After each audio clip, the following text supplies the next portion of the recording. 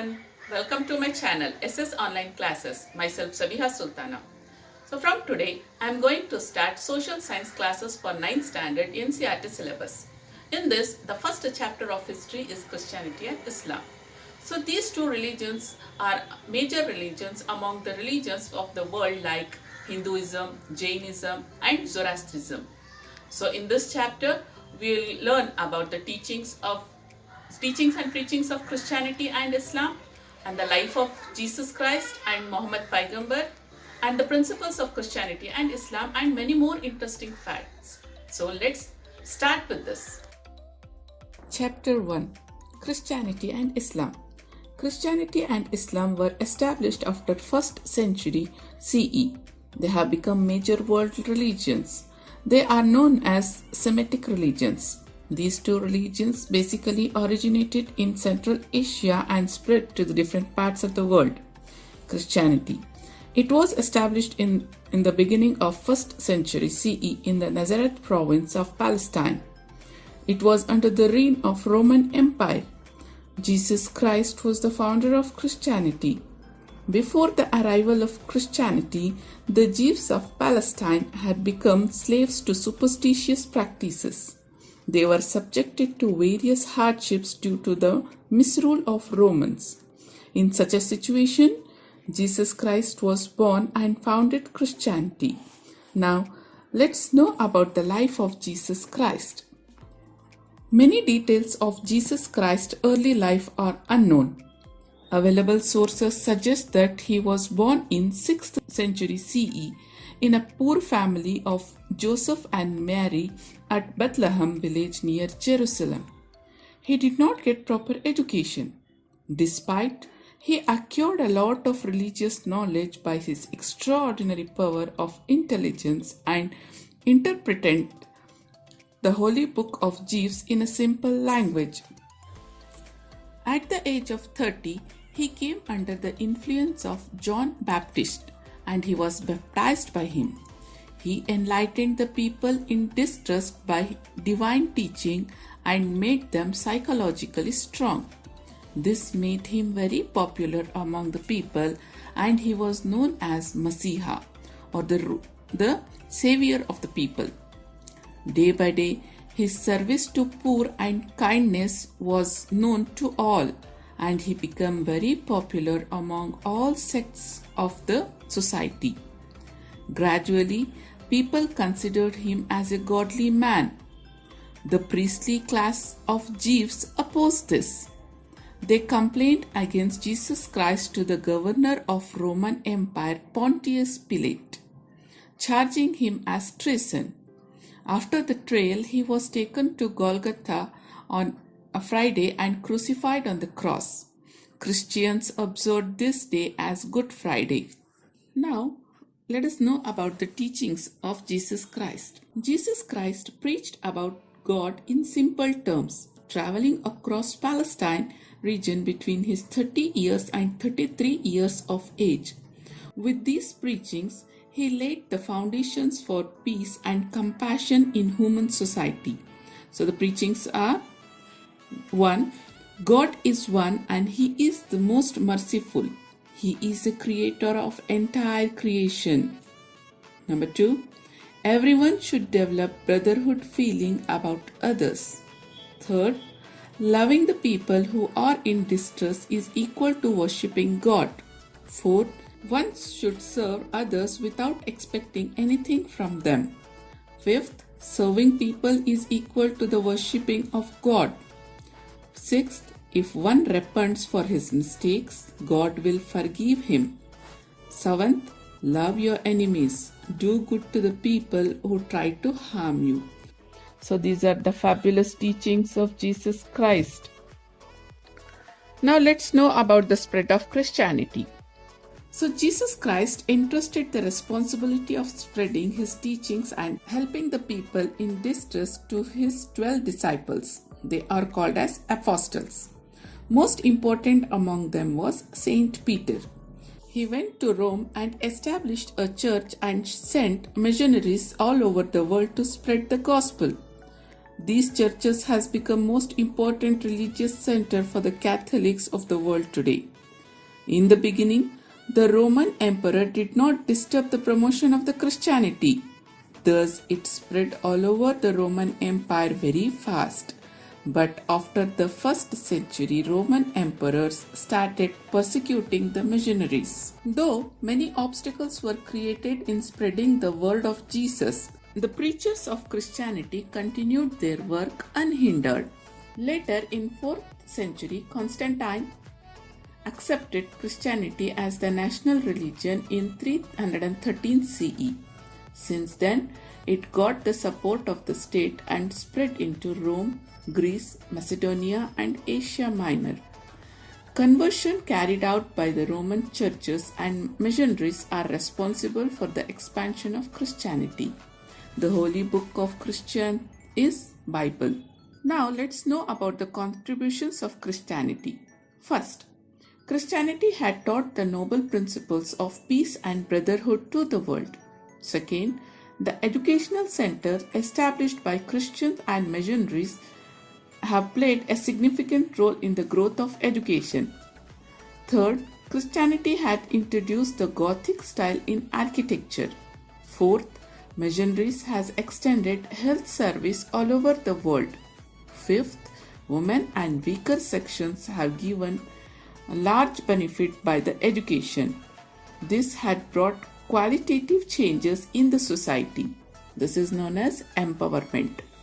Christianity, which was in the control of Roman Catholics till 16th century, branched off into various sects. Christianity slowly went beyond the reach of the common people and the principles of Jesus Christ. Churches were dominated by priests and landlords. People opposed such religious practices. In such a situation, Martin Luther started Reformation movement in Germany. A new sect called Protestants started. With this, two sects emerged in Christianity. They are known as Catholics and Protestants. Various nations of Europe established colonies in various parts of the world with the help of geographical discoveries. They slowly emerged as strong political forces. In order to ensure their continuation of authority, they also supported Christianity. These developments resulted in the growth of Christianity in India and various other countries of the world swiftly. Now, this was all about Christianity. Now, let's move towards Islam. Islam originated in Arabia. Arabia is a peninsula of West Asia. It is basically a desert which is not suitable for agriculture.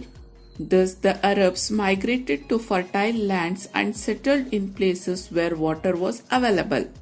Such places were Mecca and Medina.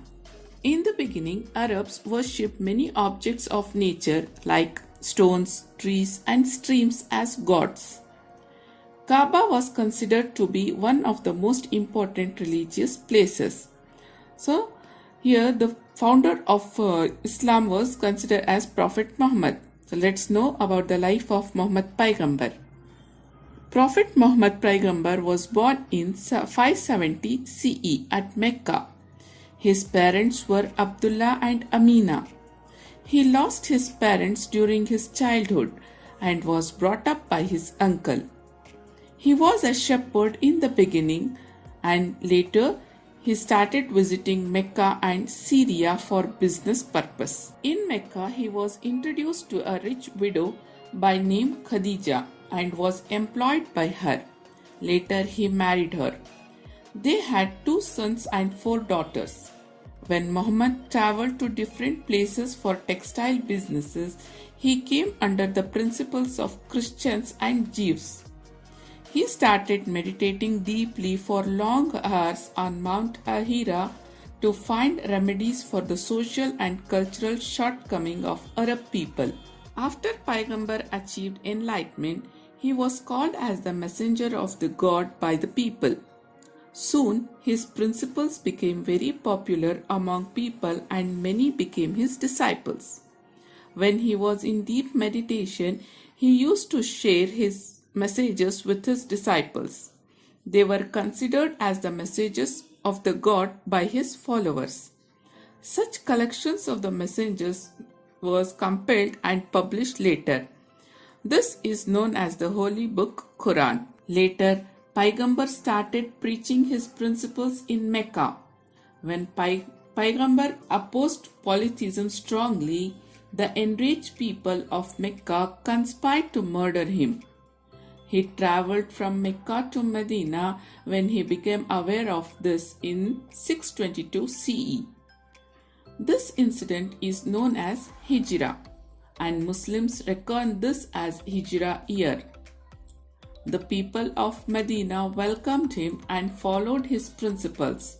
After 8 years, there was a war between Mecca and Medina, and the people of Medina defeated the people of Mecca. Paigambar came back to Mecca.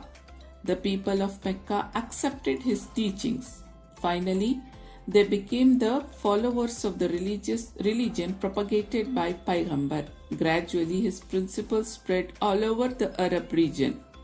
Paigambar died in 632 CE. Now, let's know the teachings of Islam. Islam means submissions of oneself before the God, and Muslims means the follower of God. The teachings of Islam are here. First, God is one. A simple prayer is enough to win the heart of the God. Second, one should lead an honest and principled life and should keep away from all the bad habits. Third, one should have respect for women and compassion for the poor and weak. So these are the teachings of Islam. Now we'll see the rituals of Islam. Islam follows 5 important rituals. First, Kalima means belief only in Allah. Muhammad is his prophet. Second, Namaz, prayer for Allah for 5 times a day. Third, Roza, fasting in the month of Ramadan. Fourth, Zakat, definite sum to be spread in the income to give to the poor. Fifth, Hajj, pilgrimage to Mecca once in lifetime. So these are the rituals of Islam. So here, as the Christianity expand, here we all can come to know the expansion of Islam too. After the death of Muhammad Paigambar, the Caliphs took over the responsibility of promoting Islam. Caliphs are known as the successor of Paigambar Muhammad. With the sincere efforts of Caliphs, Islam spread from Spain to India within a century. The reason for such a fast growth are simplicity of Islam, efforts of Caliphs to spread Islam, devotions of Muslims, religious interest of sultans, conducive political situations. Now let's learn about the contributions of Islam. After accepting Islam, Arabs have been known for the following contributions: medicines for measles and other diseases and books on medicine, new invention in science and mathematics, the spread of knowledge built by medieval Arab and Persia is in the field of geography and astronomy to other parts of the world. Islam influenced the art and architecture. The features of Islamic architecture can be seen in the buildings built in Roman, Byzantine and Persian empires. Like in other religions, many sects can be found in Islam. The most important among them are Shia and Sunni. The successors of Muhammad Paigambar are known as Caliphs.